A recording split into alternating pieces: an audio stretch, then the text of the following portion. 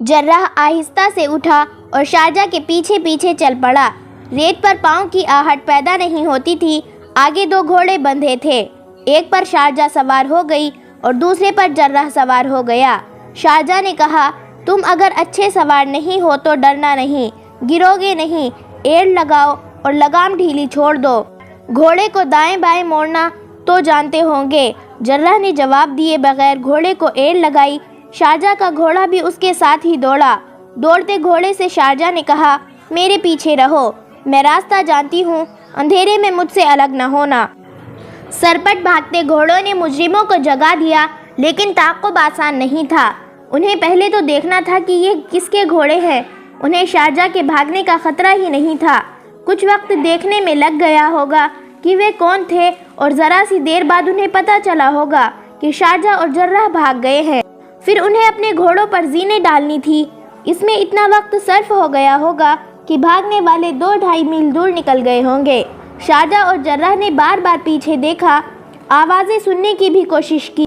उन्हें यकीन सा हो रहा था कि उनके ताक़ुब में कोई नहीं आ रहा। वे भी घोड़े की रफ्तार कम करने का खतरा मोल नहीं ले सकते थे, इसलिए एड़ लगाते चले गए। आखिर वे हद आ गई जहां घोड़े खुद ही आहिस्ता होने लगे, लेकिन वे बहुत दूर निकल गए थे। यहाँ कहीं न कहीं कोई सरहदी दस्ता होना चाहिए, मगर उसे मालूम नहीं था कि कहाँ होगा। शारजा को भी मालूम नहीं था। उसने जर्राह को बताया कि वे उन दस्तों से बचने के लिए दूर के रास्ते से गए थे, वरना उसका गांव दूर नहीं था। उसने उसे ये यकीन दिलाया कि काहिरा की सही सिमत को जा रहे हैं और काहिरा दूर नहीं है। अगला दिन आधा गुजर गया था। अब अली बिन सुफियान अमीर मिस्र तक़ीउद्दीन के सामने बैठा था। तक़ीउद्दीन कह रहा था, मैं इस पर हैरान नहीं हूँ कि आप जैसे तजुर्बेकार हाकिम ने ये गलती की थी कि मशकूक लड़की को ज़ख्मी कैदी के पास रहने की इजाज़त दे दी और 4 मशकूक अफराद को भी ज़ख्मी के पास ले गए। मैं इस पर हैरान हूँ कि यह गिरोह इतना ज़्यादा दिलेर और मुनज़्ज़म है। ज़ख्मी को उठा ले जाना, संतरी को कत्ल करके ज़ख्मी के बिस्तर पर डाल जाना दिलेराना इक़दाम भी है और यह एक मुनज़्ज़म जुर्म है। अली बिन सुफियान ने कहा, मेरा ख्याल है कि इस जुर्म को जर्राह और लड़की से आसान बनाया है। अली बिन सुफियान ने कहा, मेरा ख्याल है कि इस जुर्म को जर्राह और लड़की ने आसान बनाया है। इस जुर्म में भी हमारी कौम की इस कमज़ोरी ने काम किया है, जिसके मुतालिक सुल्तान सलाहुद्दीन अय्यूबी परेशान रहते हैं और कहा करते हैं कि औरत और इक़्तिदार का नशा मिल्लत इस्लामिया को डुबा देगा। जर्राह को मैं नेक और साहिबे किरदार समझता था, मगर एक लड़की ने उसे भी अंधा कर दिया। बहरहाल ज़ख्मी कैदी के गांव का पता चल गया है। मैंने एक दस्ता रवाना कर दिया है। तक़ीउद्दीन ने पूछा, और जुनूब मगरिबी इलाके के जिस खंडर का ज़ख्मी कैदी ने जिक्र किया था, उसके मुतालिक आप क्या करना चाहते हैं? अली बिन सुफियान ने जवाब दिया, मुझे शक है कि उसने झूठ बोला है। उसने अपनी जान बचाने के लिए यह बेबुनियाद किस्सा घड़ा था, ताहम उस इलाके की सुरागसानी की जाएगी। वह इस मसले पर बात कर रहे थे कि दरबार ने अंदर आकर ऐसी इत्तला दी जिसने दोनों को सुनकर हैरान कर दिया। उन्होंने एक दूसरे की तरफ देखा। ऐसा मालूम होता था कि जैसे उनकी ज़बानें बोलने से माजूर हो गई हैं। अली बिन सुफियान उठा और ये कहकर बाहर निकल गया, कोई और होगा। उसके पीछे तक़ीउद्दीन भी बाहर निकल गया, मगर वह कोई और नहीं, उनका अपना जर्राह उनके सामने खड़ा था और उसके साथ ज़ख्मी कैदी की बहन शारजा थी। उनके घोड़े बुरी तरह हाँफ रहे थे। जर्राह और शारजा के चेहरे और सिर गर्द से अटे हुए थे, होंठ खुश्क और मुंह खुले थे। अली बिन सुफियान ने ज़रा गुस्से से पूछा, कैदी कहाँ छोड़ आए?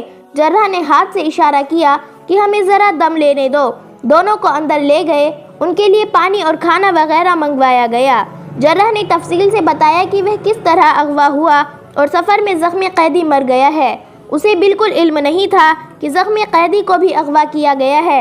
यह अगले रोज़ उस सफ़र में पता चला जब ज़ख्मी घोड़े से गिरा और ज़ख्म खुल जाने की वजह से मर गया। जर्राह को जिस तरह से शारजा ने आज़ाद कराया और उसके साथ भागी, वह तफसील से सुनाया।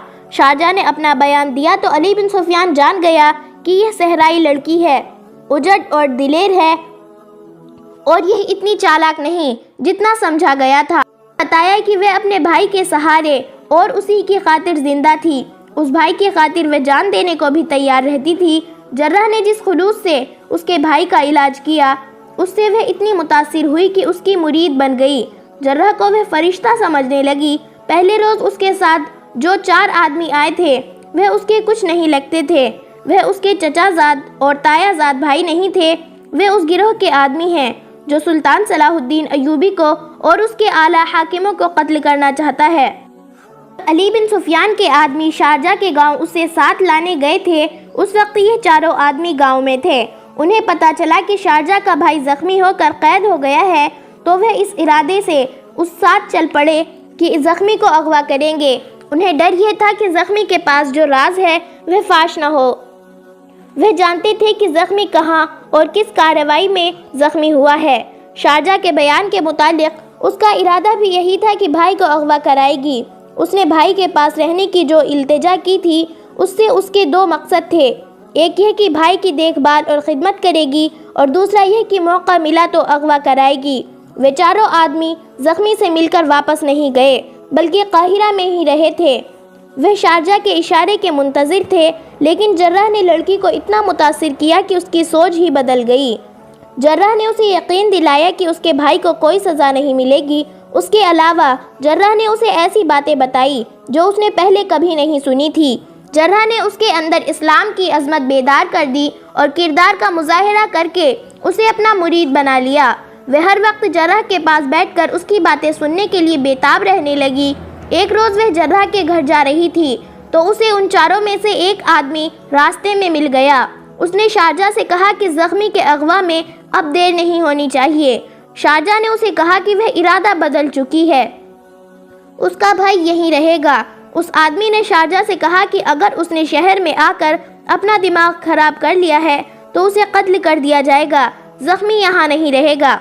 शारजा को तवक्को नहीं थी ये चारों इतनी दिलेरी से उसके भाई को अगवा कर लेंगे। उसने फैसला सुना दिया कि वह उनकी कोई मदद नहीं करेगी। उस आदमी ने उससे कहा, हम तुम्हारी हर एक हरकत देख रहे हैं। हम समझ रहे थे कि तुमने जर्राह को फांस लिया है, लेकिन मालूम होता है कि तुम खुद उसके जाल में फंस गई हो।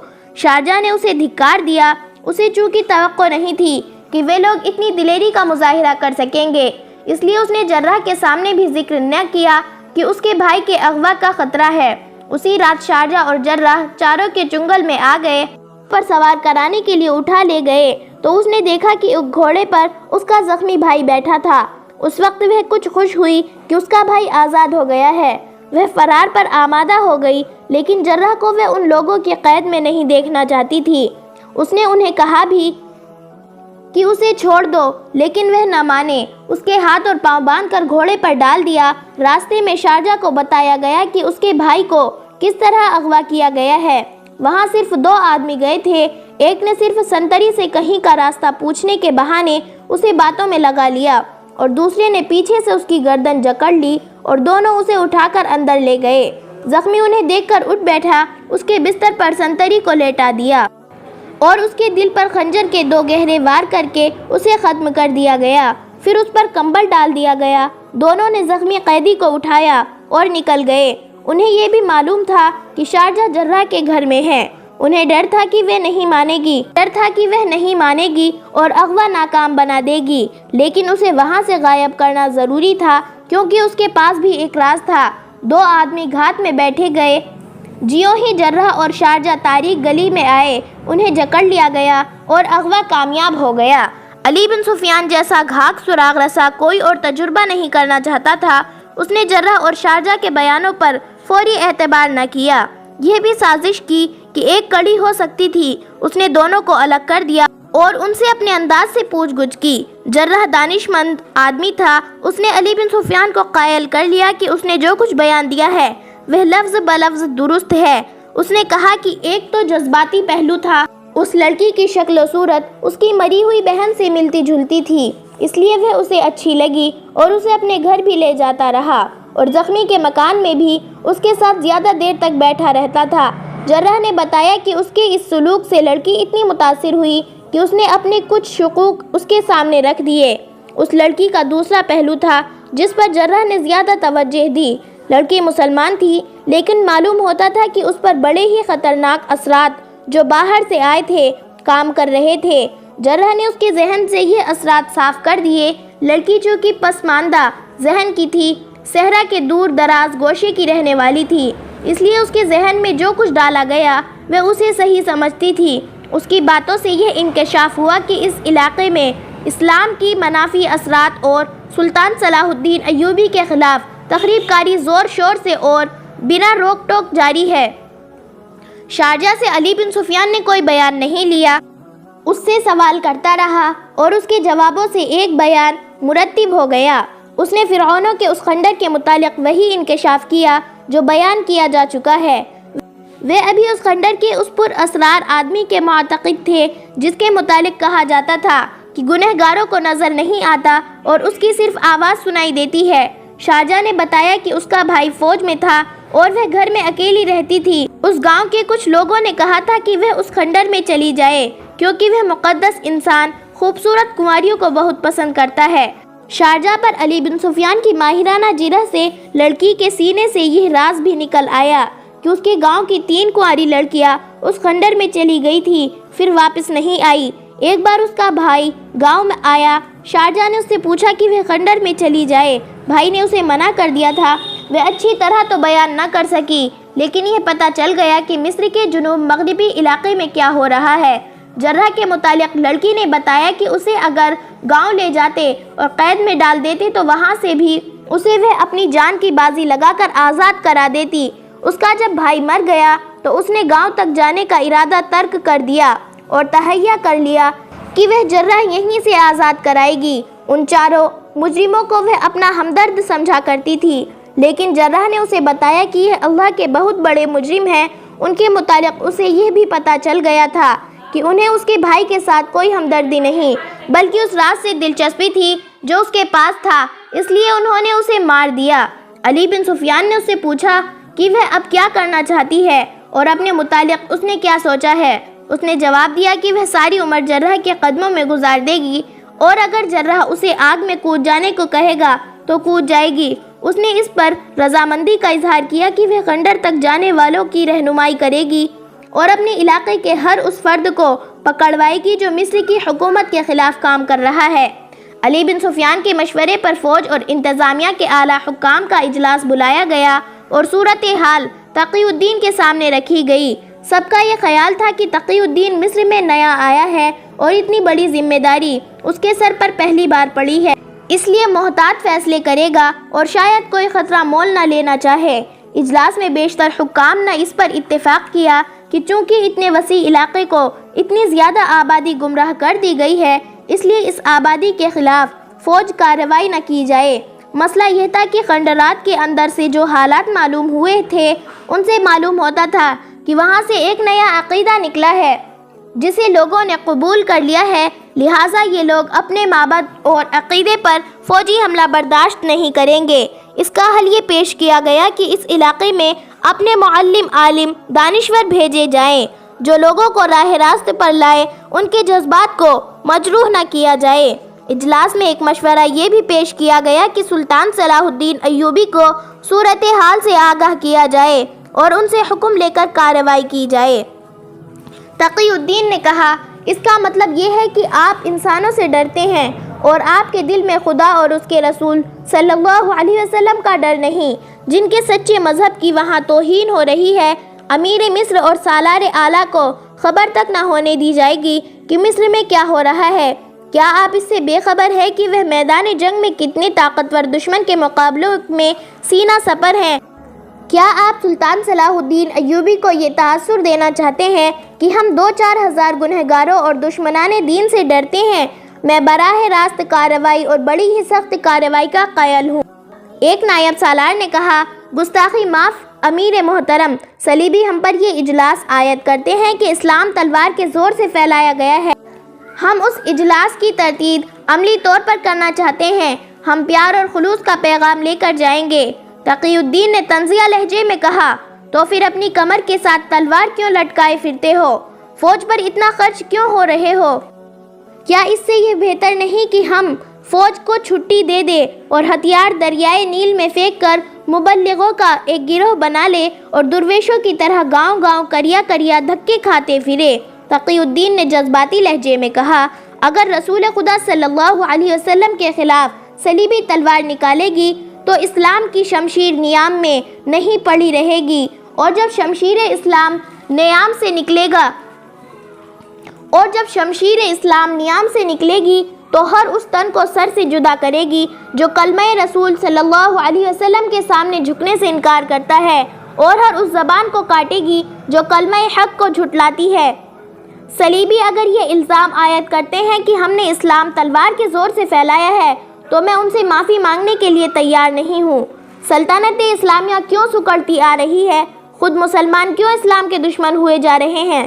صرف اس لیے کہ صلیبیوں نے عورت اور شراب سے، جرو جواہرات اور حوث اقتدار سے اسلام کی تلوار کو جنگ آلود کر دیا ہے۔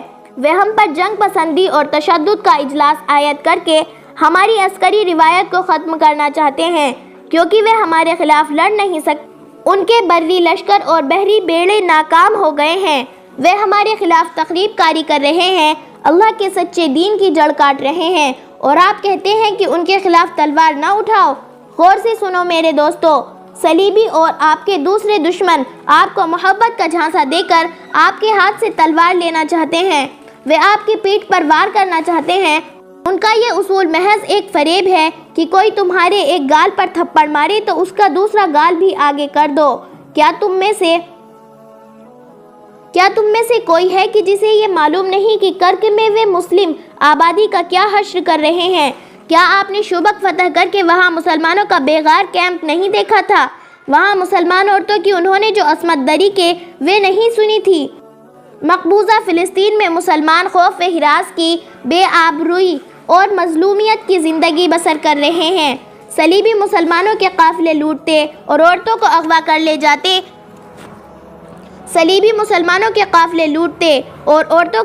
لے جاتے ہیں، اور آپ کہتے ہیں کہ اسلام کے نام پر تلوار اٹھانا جرم ہے۔ اگر یہ جرم ہے تو میں اس جرم سے شرمسار نہیں۔ صلیبیوں کی تلوار نہتھوں کو کاٹ رہی ہے کہ اس لیے کہ وہ اللہ اور اس کے رسول صلی اللہ علیہ وسلم کے نام لیوا ہیں، صلیبی اور بتوں کے پجاری نہیں۔ تمہاری تلوار صرف وہاں ہاتھ سے گر پڑنی چاہیے جہاں سامنے نہتے ہو اور ان تک خدا کا پیغام نہ پہنچا ہو۔ ہمیں اس اصول پر پابند نہیں ہونا چاہیے کہ لوگوں کے جذبات پر حملہ نہ کرو۔ میں نے دیکھا ہے کہ عرب میں چھوٹے چھوٹے مسلمان حکمراں اور نااہل عمرہ لوگوں کو خوش کرنے کے لیے بڑے دلکش اور دل کو بھا لینے والے الفاظ استعمال کرتے ہیں۔ ان کے غلط جذبات اور احساسات کو اور زیادہ بھڑکا کر انہیں خوش رکھتے ہیں تاکہ لوگ انہیں عیش و عشرت سے، غیر اسلامی طرز زندگی سے روک نہ سکے۔ ان عمرہ کا طریقہ کار یہ ہے کہ انہوں نے خوشامدیوں کا ایک گروہ پیدا کر لیا ہے جو ان کی ہر آواز پر لبیک کہتا ہے اور رعایا میں گھوم پھر کر ثابت کرتا رہتا ہے کہ ان کے امیر نے جو بات کہی ہے وہ خدا کی آواز ہے۔ اس کا نتیجہ یہ ہے کہ اللہ کے بندے بدکار اور عیاش انسانوں کے غلام ہوتے چلے جا رہے ہیں، قوم حاکم اور محکم میں تقسیم ہوتی چلی جا رہی ہے۔ ہم دیکھ رہے ہیں کہ دشمن ہماری جڑیں کاٹ رہا ہے اور ہماری قوم کے اس حصے کو تاریکیوں میں لے جا رہا ہے۔ ہم نے سخت رویہ اختیار نہ کیا تو اس کا مطلب یہ ہوگا کہ کفر کی تائید کر رہے ہیں۔ میرے بھائی سلطان صلاح الدین ایوبی نے مجھے کہا تھا کہ غداری ہماری روایت بنتی جا رہی ہے، لیکن میں یہ بھی دیکھ رہا ہوں کہ یہ بھی روایت بنتی جا رہی ہے کہ ایک ٹولہ حکومت کیا کرے اور قوم محکوم ہوگی۔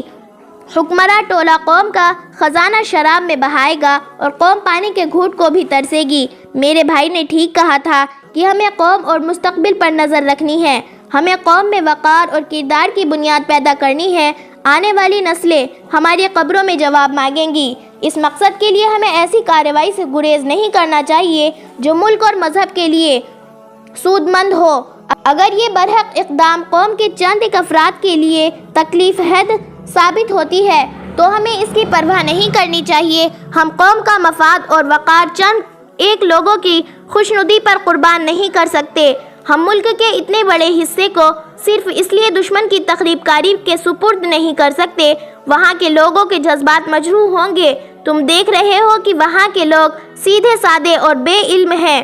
انہیں اپنے وہ مسلمان بھائی جو صلیبیوں کے سردار ہیں، مذہب کے اجارے دار ہیں، دشمن کے اعلی کار بن کر گمراہ کر رہے ہیں۔ اجلاس میں کسی کو توقع نہیں تھی کہ تقی الدین کا رد عمل اتنا شدید اور فیصلہ اتنا سخت ہوگا۔ اس نے جو دلائش پیدا کیے، ان کے خلاف کسی کو جرأت نہیں ہوئی کہ کوئی مشورہ ہی پیش کرتا۔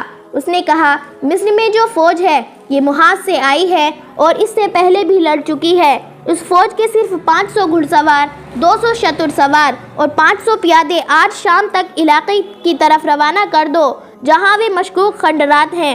یہ فوج اس علاقے سے اتنی دور رہے گی کہ ضرورت پڑے تو فوری طور پر محاصرہ کر سکے۔ میرے ساتھ دمشق سے جو 200 سوار آئے ہیں وہ علاقے کے اندر جا کر خنڈروں پر حملہ کریں گے۔ ایک چھاپہ مار دستہ خنڈروں کے اندر جائے گا، 200 سوار خنڈروں کو محاصرے میں رکھیں گے۔ اگر باہر سے حملہ ہوا یا مزاحمت ہوئی تو فوج کا بڑا حصہ مقابلہ کرے گا اور محاصرہ تنگ کرتا جائے گا۔ اس کارروائی میں فوج کو سختی سے حکم دیا جائے کہ کسی نہتے کو نہیں چھوڑا جائے۔ اس فیصلے کے فوراً بعد فوجی حکام کوچ، حملے اور محاصرے وغیرہ کا منصوبہ تیار کرنے میں مصروف ہو گئے۔ اس کے بعد کیا فوج خنڈرات میں جا سکی اور کیا وہ محاصرہ کرنے میں کامیاب رہے اور اس سارے کام کے لیے ان کا کیا منصوبہ تھا، یہ سب کچھ ہم آپ کو بتائیں گے اپنے اگلے ایپیسوڈ میں۔